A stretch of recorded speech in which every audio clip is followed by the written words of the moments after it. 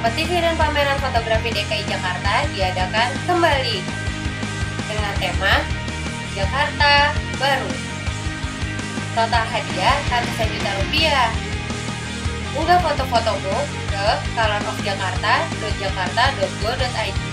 Batas waktu pengiriman sampai dengan 31 Mei 2014. Info dan pendaftaran kunjungi www.jakarta.go.id.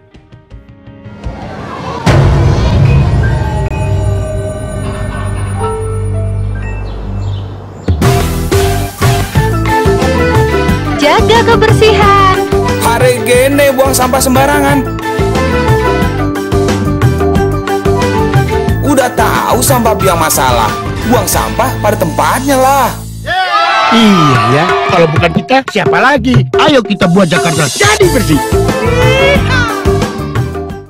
Jika kita membahas tiap komponen dari 7 komponen yang ada dalam KHL, yang pertama didapati bahwa nilai layak hidup untuk dimensi makanan dan minuman satu bulannya adalah 894.283 rupiah.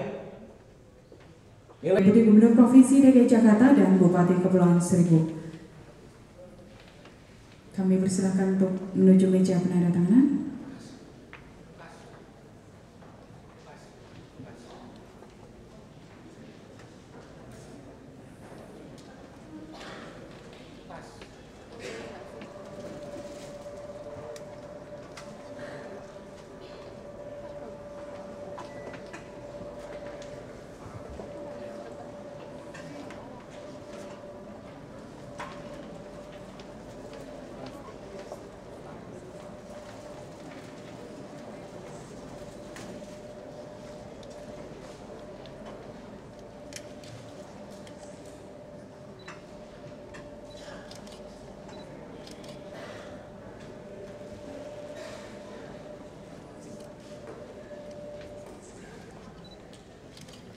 Kami persilakan untuk dapat berfoto bersama.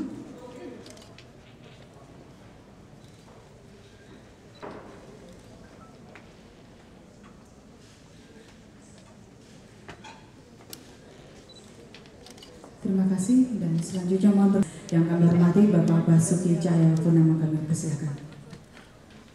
Yang saya hormati Rektor Institut Pemerintahan Dalam Negeri atau yang mewakili para pejabat pemerintah Provinsi DKI Jakarta, Deputi, Biro, Pak Bupati, Wakil Kepala Satuan Latihan Kabupaten, Bapak Hasim, para peserta pelajar, peserta kuliah kerja nyata IPDN, selamat siang, salam sejahtera untuk semua. Pertama-tama kami sama Pemprov menyampaikan banyak terima kasih untuk survei ini.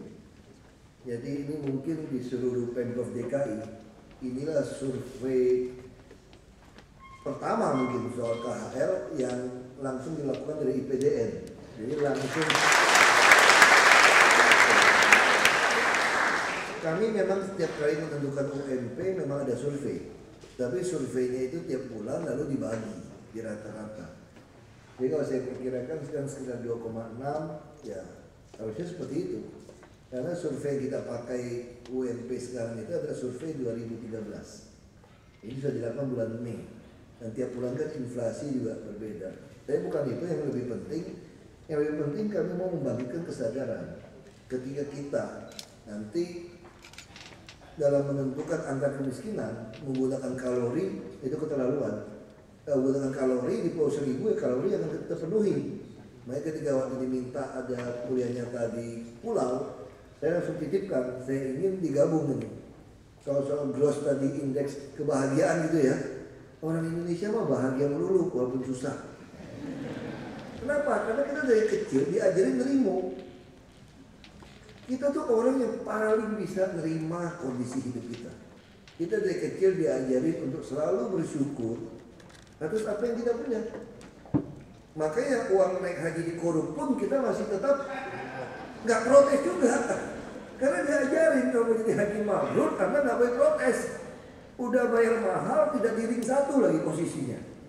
Itu yang terjadi di kita. Tapi saya ingin kita memprovokasi, kita ingin jadi kritis sekarang gitu. Jadi orang harus belajar kritis, tidak ada yang salah. Saya waktu baru 2013 diajak di Jogja bicara tentang indeks kemiskinan, saya protes kegunaan kalori yang hanya 434.000. Kalau PBB, Presiden Bangsa-Bangsa mengajari kita pakai $2 Amerika, saya juga protes. Jadi kalau kita katakan kalau ada penghasilan $2 Amerika sudah tidak miskin, kalau dibandingkan tadi cocok nggak kira-kira? $2 Amerika 750.000 nggak sampai. Kebutuhan lajangnya 2,6, ada 2,7. Artinya ke depan, nanti kalau anak-anak ini udah masuk ke pemerintahan harus protes, itu yang saya mau gitu. Kalau kita gunakan mengukur kemiskinan orang dengan dolar Amerika tadi, itu menyesatkan. Makanya angka kemiskinan di DKI dengan gunakan kalori itu hanya 3,5%. Bangga kan, kami mengucap syukur, angka kemiskinan turun, di tengah inflasi yang naik, itu nipu bersama kita. Jadi kami lebih suka, biarkan saja Pak Jokowi dan Ahok ini mimpin DKI, angka kemiskinan melonjak dari 3,5% di atas 60%. Top dong, kan naik nilai 60 kan bagus. Jadi kita lebih sering menutupi.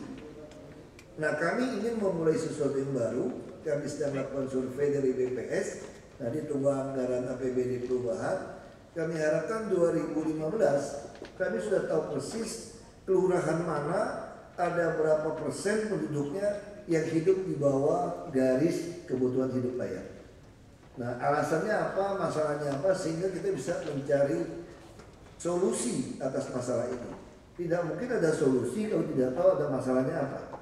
Nah, ini sekali lagi terima kasih banyak, dan saya juga terima kasih banyak sekali kegiatan dilakukan dari para wasana praja ini ya. Dari soal saya dengar dari kura-kura penyu sampai bersihin pantai. Nah, saya kira ini juga satu hal yang baik untuk masyarakat di sana. Mereka merasa dipedulikan. Ada yang mau datang. Dan tentu saya juga tugaskan Pak Bupati. Ini Pulau Seribu begitu dekat. Banyak Pulau Seribu itu yang kayak Maldives tuh sebelah pantainya.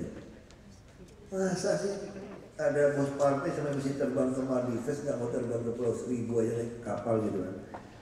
Nah, kita ingin melakukan seperti itu.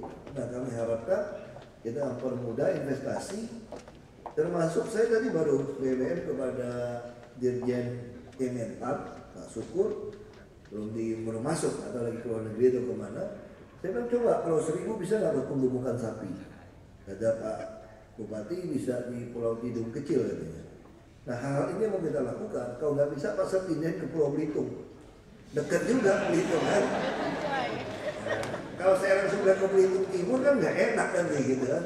Ya udah bilang ke Pulau Seribu dulu, nanti baru naik ke Belitung. Kalau tidak cukup baru naik ke Belitung. Harusnya seperti itu. Kita hidup, nanti semua dari daerah semua. Harusnya kita nggak boleh ada ego sektoral.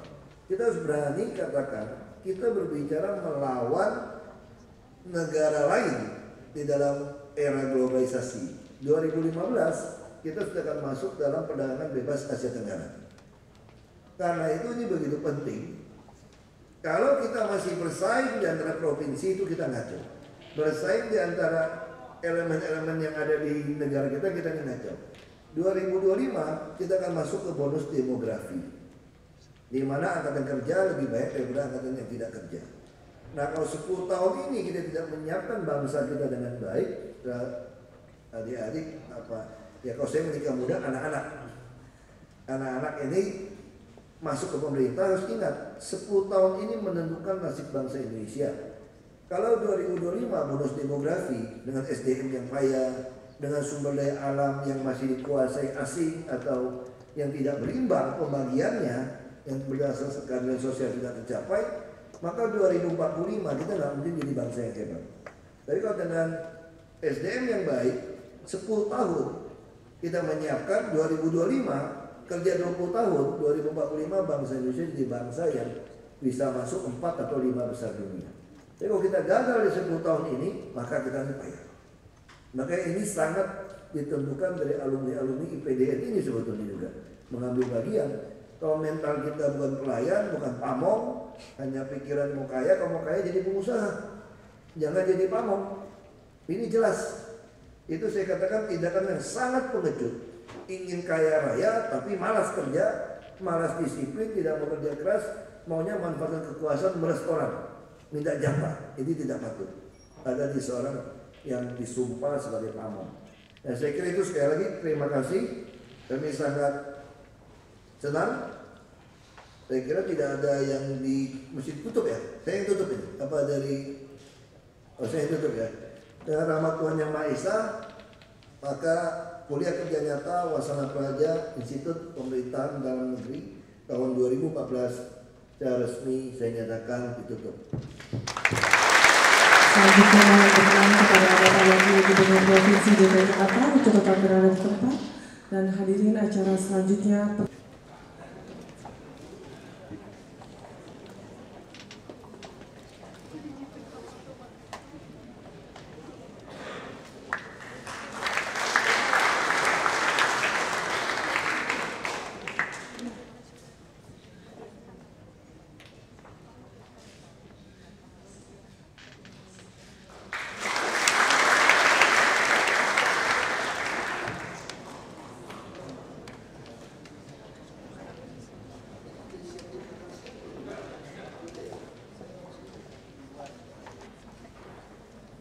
Baik, Bapak Ibu hadirin undangan yang kami hormati, acara selanjutnya himne Abdi Praja.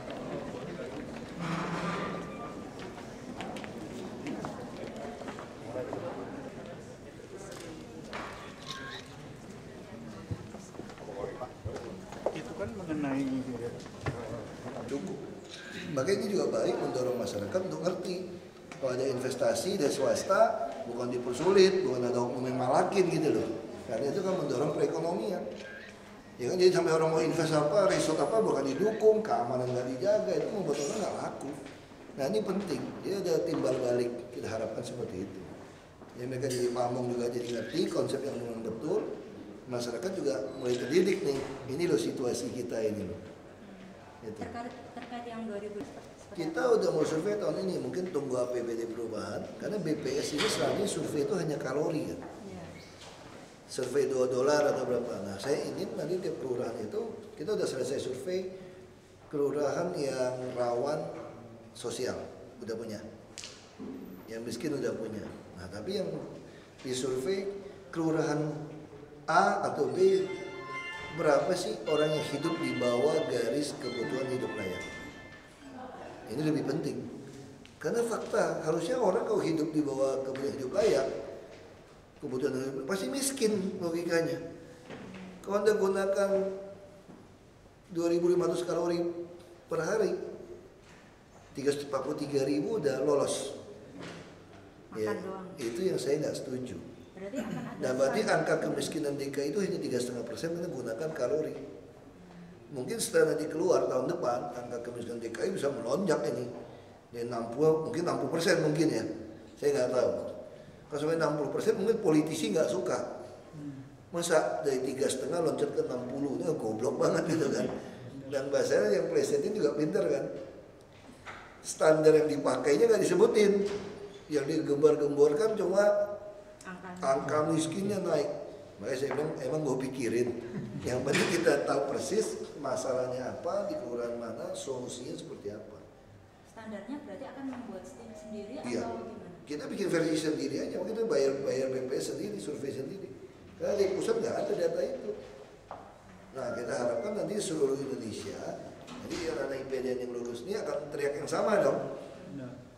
Ini kan jadi kepentingan politik yang baik gitu loh. Untuk apa kita malu kalau faktanya memang orang miskin seperti itu. Dia bahas sekarang cabut subsidi nggak berani, anggaran-anggaran penting dipotong 100 triliun. Lebih sengsara kita. Kalau saya presiden mau cabut subsidi, nggak ada urusan. Rakyat nggak butuh subsidi minyak. Rakyat cuma butuh apa atau enggak? Sembako, nggak inflasi, pendidikan, kesehatan, ada jaminan perumahan, usaha kerja lebih benar. Petani yang penting ada bibit pupuk, nanti juga sesuaiin sendiri semua. Dia masalah subsidi BBM nyolongnya ke laut banyak banget, solar Orang nyolong kemana-mana kan itu dilaporkan oleh Wamen. Itu nggak bisa Anda atasi menyolong BBM subsidi. Jadi kita nggak berani, karena kita biasanya berpikir cara politik. Kalau politik rugi kan? Kalau saya juga nggak peduli. Kalau saya kamu nggak mau pilih lagi, nggak usah pilih lagi. Yang ini benar, angka lo nggak ini gitu loh. Biar kamu belajar angka yang benar gitu aja.